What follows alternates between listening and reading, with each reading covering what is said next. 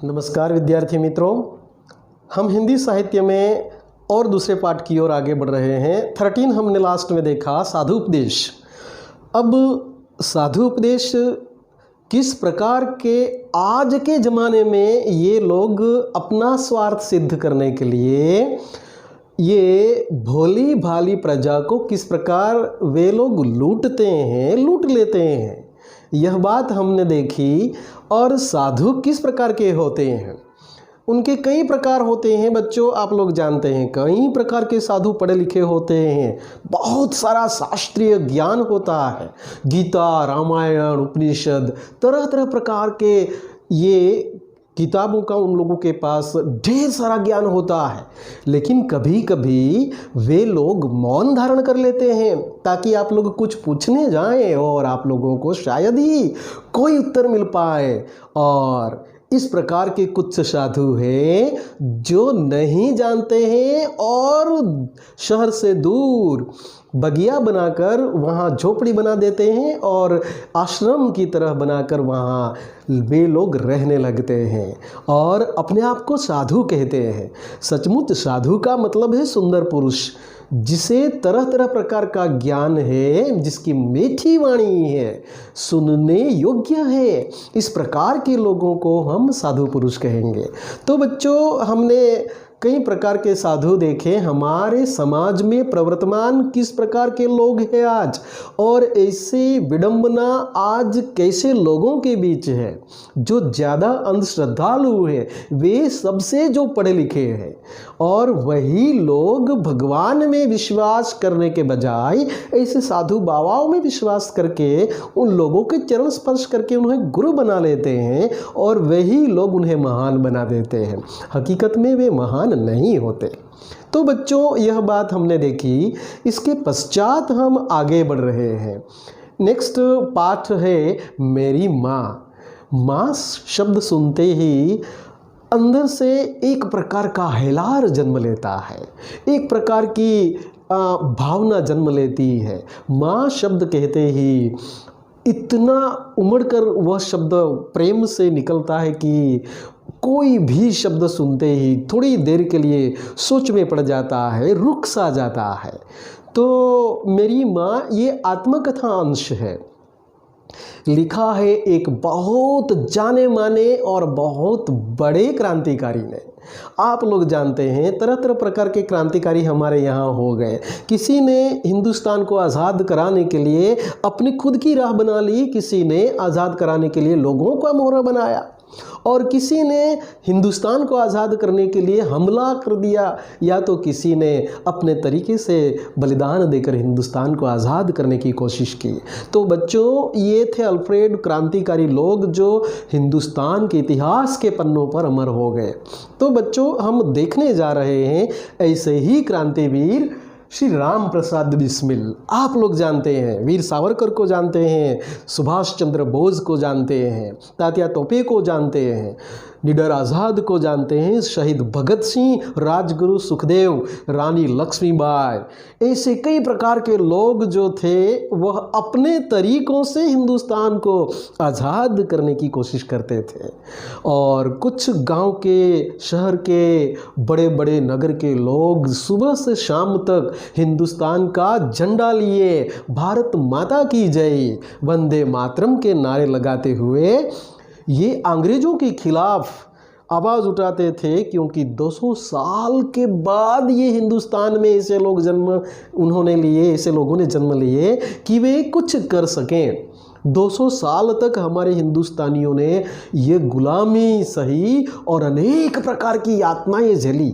इसके पश्चात महात्मा गांधी जैसे सत्य के वचन पर, सत्य के बलबूते पर चलने वाले लोगों ने ही आज़ादी की जंग में हिस्सा लिया। और सचमुच बिना खड़ग, बिना हथियार, ये साबरमती के संत तूने कर दिया कमाल। कहने वाली बात सही है। एक सामान्य लगने वाला इंसान गांधी जी, जिन्होंने सबसे पहली शुरुआत लड़ाई की साउथ अफ्रीका में की थी, वे किसी को पता नहीं था कि यह इंसान हिंदुस्तान को अंग्रेज़ों की गुलामी से मुक्त कराएगा। और आखिर नतीजा क्या हुआ? अनेक करोड़ों लोगों ने हिंदुस्तान के लिए अपने बलि दे दी, आहुति दी और प्राणों की आहुति दी और खून से सींचकर हमारे हिंदुस्तान को काफ़ी 200 सालों के बाद, काफ़ी समय के बाद आज़ादी दिलाए। वह बात कुछ और थी। आप लोग जानते हैं राम प्रसाद बिस्मिल, उनके पिताजी सामान्य परिवार से थे और पिताजी भी कुछ खास पढ़े लिखे नहीं थे। सामान्य सरकारी दफ्तर में वेंडर्स का काम करते थे और जो कुछ आय होती थी उनसे अपना परिवार का गुजारा चलाया करते थे। उर्दू भाषा में अपने बच्चे को पढ़ने लिखने के लिए भेजा, लेकिन उर्दू में 2 बार ये राम प्रसाद बिस्मिल फेल हुए। उर्दू का चलन था उस वक्त। खुद के बलबूते पर बांग्ला सीखा, अंग्रेजी माध्यम में प्रवेश करके फिर आगे बढ़े और उस समय भयंकर क्रांति, परिवर्तन हिंदुस्तान का, अनेक लोगों के विचारों में परिवर्तन, काम में परिवर्तन, गांधी युग। मान लो सत्य के पथ पर चलने वाले हर कोई इंसान खादी पहनने लगे, स्वदेशी वस्त्र, और वे खुद के बच्चों को पढ़ाने के लिए, यानी कि राम प्रसाद और उनके एक छोटे भाई जो थे, तो उन लोगों को पढ़ाने के लिए, और उनकी एक छोटी बहन थी, उन लोगों को पढ़ाने के लिए माँ बाप वे ग्वालियर छोड़कर शाहजहाँपुर आ गए और वहाँ रहकर थोड़ी कुछ जो आमदनी होती थी इससे अपना गुजारा हुआ करता था। ऐसे माहौल में श्री राम प्रसाद बिस्मिल का जन्म हुआ और बचपन से ही वे निडर थे। गांधी जी के भाषण बचपन से ही सुनते थे और अनेक प्रकार की कथाएं उन्होंने, सत्य की कथाएं सुनी, आज़ादी की कथाएं सुनी। फिर उन्हें अपने आप को ही लगा कि मुझे भी अपने देश के लिए कुछ करना चाहिए, मुझे भी कुछ लाइफ में चेंजेस लाना है और हिंदुस्तान के लिए कुछ करके दिखाना है।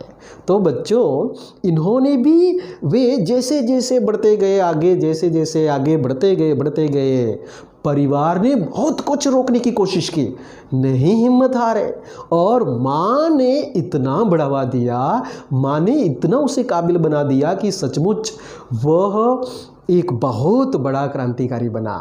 तो ये इन्होंने अपनी खुद की आत्मकथा 2 दिन पहले ही ये श्री गणेश शंकर जी जो नाम का एक मित्र था, उसके जरिए ये काकोरी स्टेशन लूट में जो हिस्सा लेने वाले थे, इन लोगों के नाम से आत्मकथा लिखी खुद ने और फिर श्री गणेश शंकर जी को वे दे दी किसी तरह से, क्योंकि 2 दिन पहले ही वो आत्मकथा ख़त्म की थी उन्होंने।